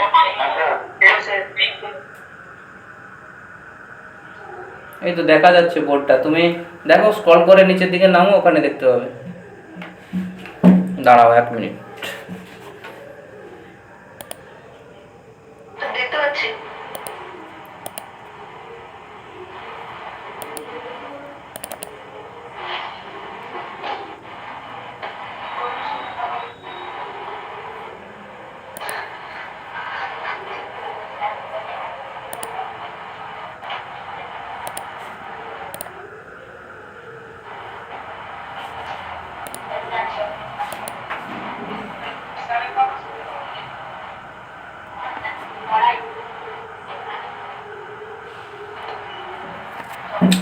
তো প্রথমে 1 নম্বরে আমরা ম্যান এবং ডে দিয়ে যদি থাকে, আচ্ছা সবাই একটু মিউট রাখবে, মাইক্রোফোনটা মিউট করবে। মানুষ এবং দিন দিয়ে যদি থাকে, অর্থাৎ জন দিন, আমরা ঐকিক নিয়ম বা তৈরাসিক কিচ্ছু ভাবার দরকার নেই। মানুষ এবং দিন দিয়ে থাকলে M1 D1 সমান M2 D2। এর সঙ্গে যদি ওয়ার্ক দিয়ে দেয়, কাজ সম্পর্কে দিয়ে দেয়, যে এতদিনে এতটা পরিমাণ কাজ করে, এটা হচ্ছে ম্যান আর ডে। তারপরে আমরা M1 D1 বাই W1 সমান M2 D2 by W2।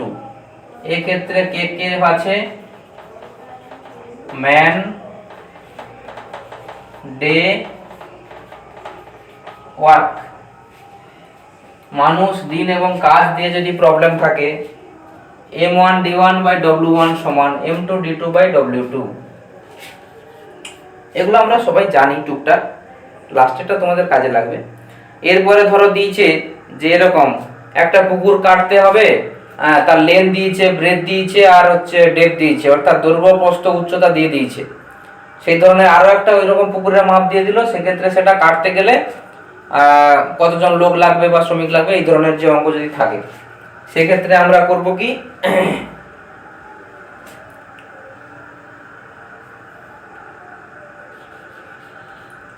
M1 D1 H1 by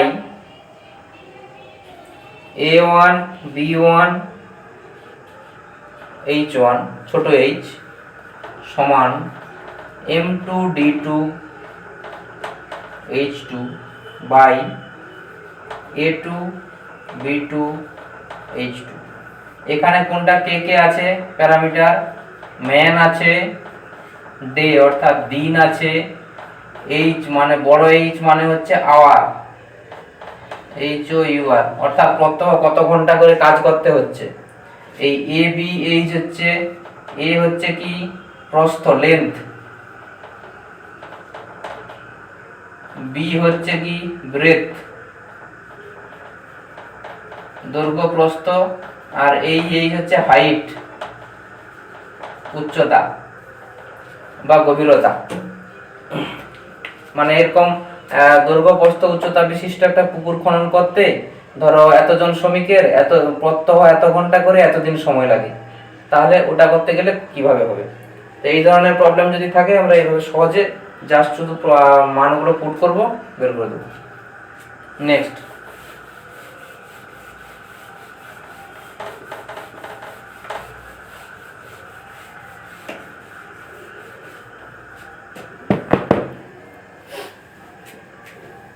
আরেকটা দেখবে যে অনেক সময় এরকম দেয় তোমাদের প্রবলেমে যে এতজন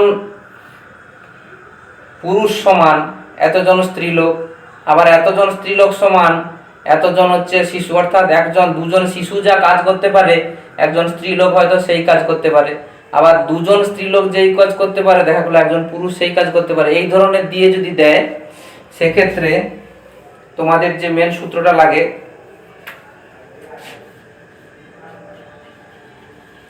টাইম ইকুয়ালস টু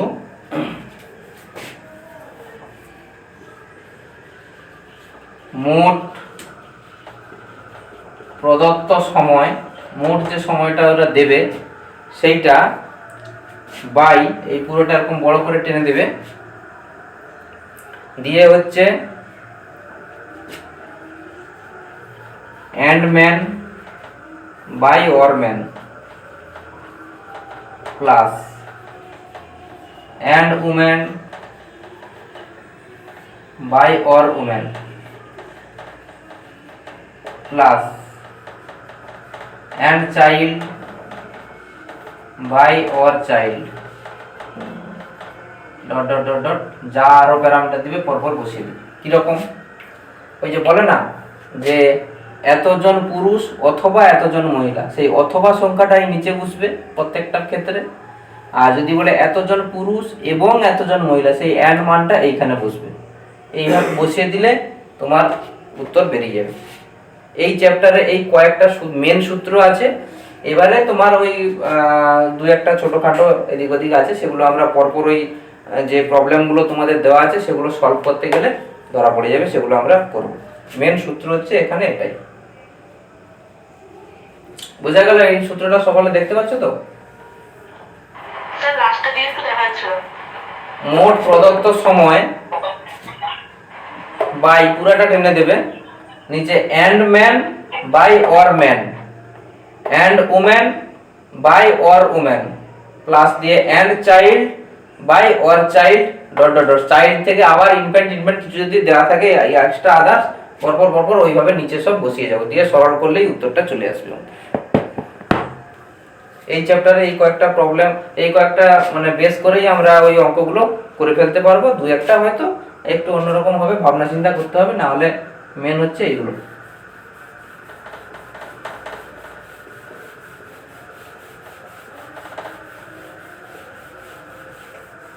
আগের দিন যে প্রবলেমগুলো দিয়েছিলাম সবাই করেছো?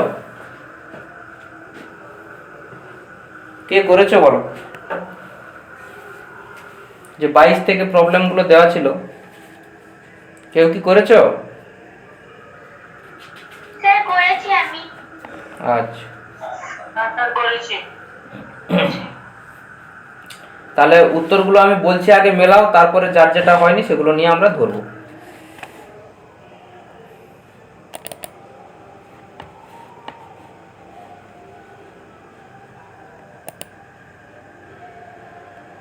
এক মিনিট।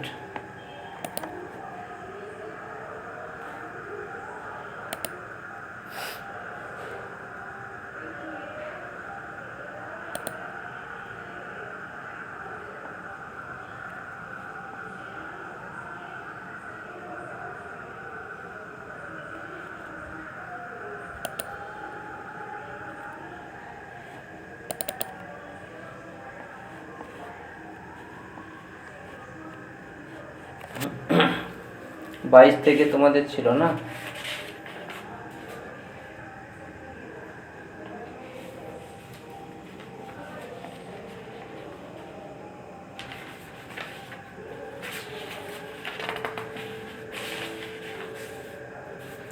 এই যে কিছু সংখ্যক লোক 75 দিনে একটি কাজ করে, ওইগুলোই তো ছিল।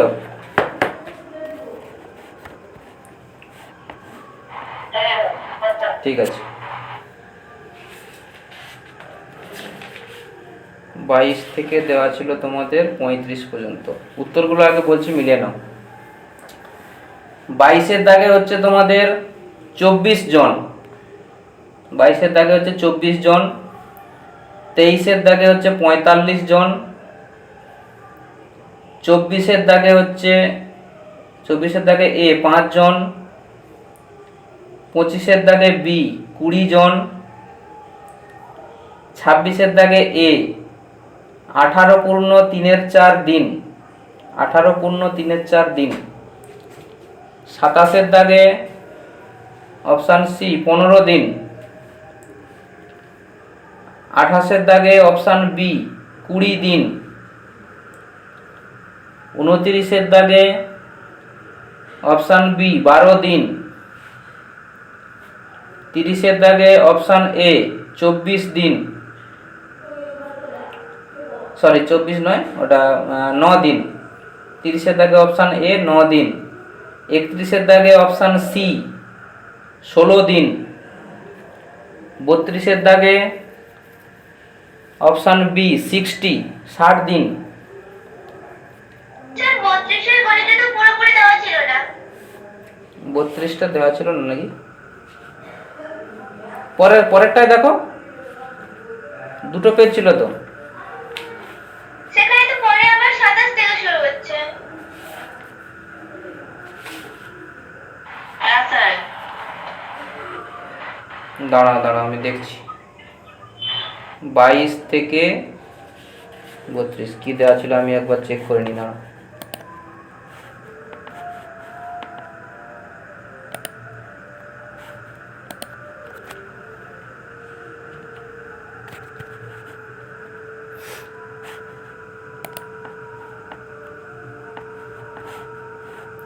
কি দিয়েছিলাম আমি একবার একটু দেখে নি। দাঁড়া,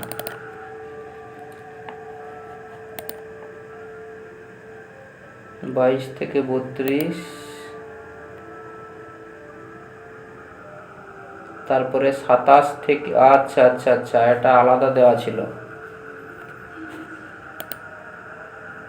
22 থেকে তাহলে 31 পর্যন্ত এটা কমপ্লিট করা ছিল। আচ্ছা, 27 থেকে অপরটা দেওয়া ছিল। দাঁড়াও,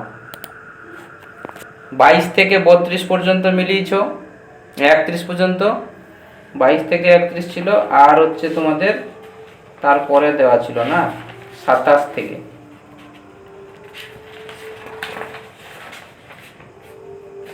সাতাশের দাগেরটা দেখো তো, এ এবং বি একত্রে একটি কাজ 30 দিনে করে, বি এবং সি 40 দিনে, এটা ছিল তাই তো?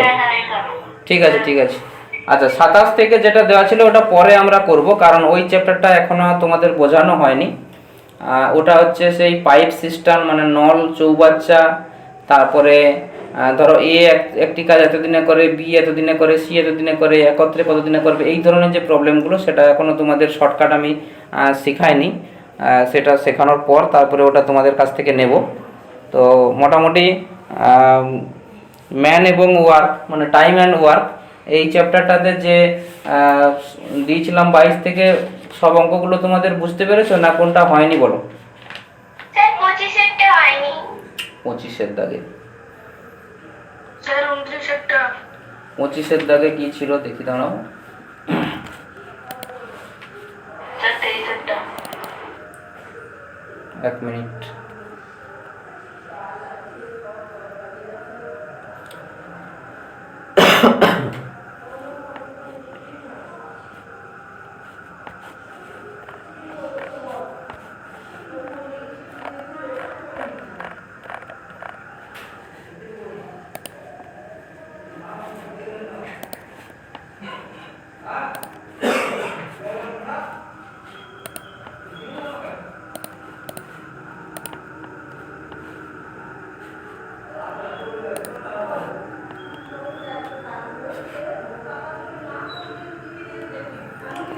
আচ্ছা, এইবার বলো, 22-এর দাগেরটা সমস্যা নেই, 23 টাকার সমস্যা আছে? নেই। 24 নেই 25, তাই তো? 25-এর দাগে কি বলেছে? কিছু সংখ্যক লোক 12 দিনে একটি কাজ করে, কিন্তু কাজের শুরুতেই 8 জন লোক অনুপস্থিত হয়ে যাওয়ায় কাজটি শেষ হয় 20 দিনে। তাহলে প্রথমে কতজন ছিল? তাই তো, এটাই আছে তো 25-এর দাগে।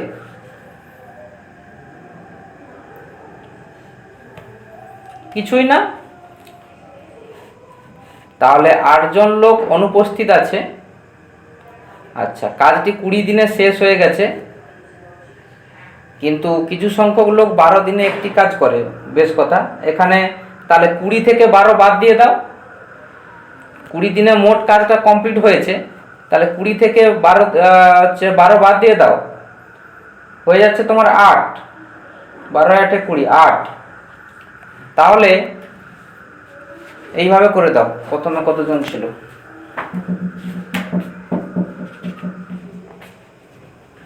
বোর্ডটা দেখতে পাচ্ছ তো?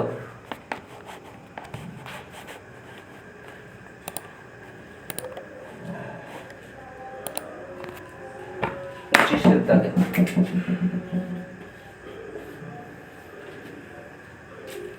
25-এর দাগে ছিল তোমার কিছু সংখ্যক লোক 12 দিনে একটি কাজ করে, কিন্তু কাজের শুরুতেই 8 জন লোক চলে যায়। আচ্ছা, ভালো কথা। সেটা তো বুঝতে পেরেছি, আমার সে ভুল করে 8 এর জায়গায় 4 হয়ে গেছিল। তাই বলো, কারণ এটা তো সোজা অঙ্ক, কিছুই নেই। আচ্ছা, বাকি কাজের কি প্রবলেম আছে বলছিলে? স্যার 29 হতো। 29। আচ্ছা,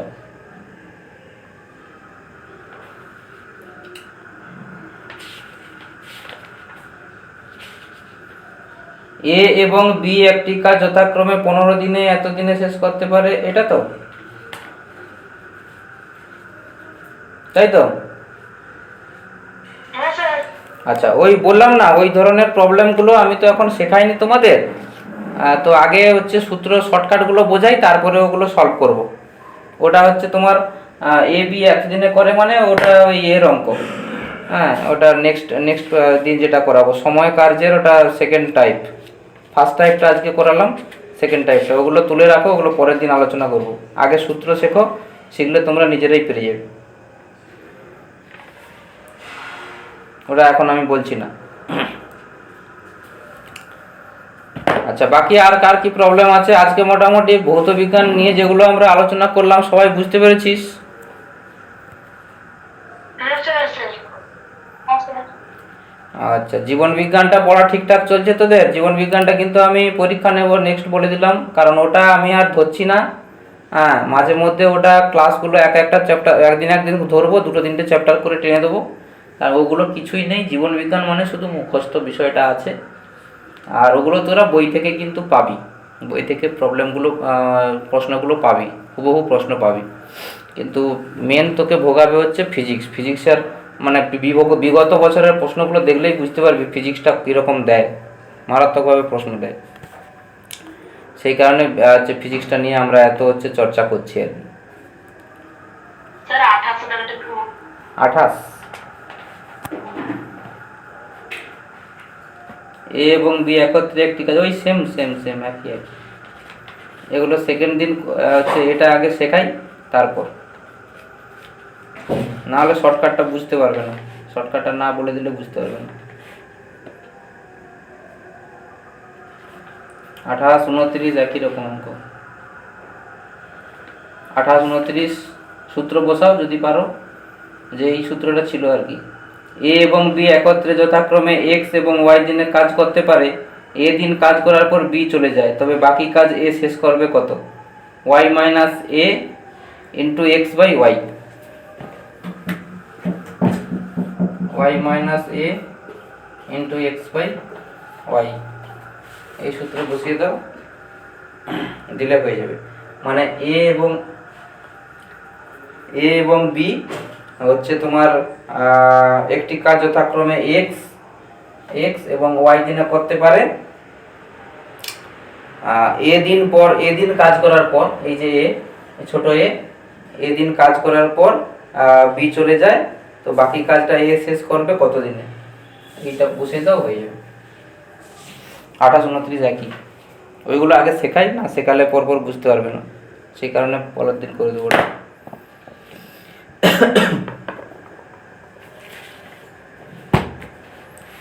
নেক্সট বোঝা গেল। তাহলে নেক্সট দিন আমরা হচ্ছে পরবর্তী আলো চ্যাপ্টারটা আলোচনা করব।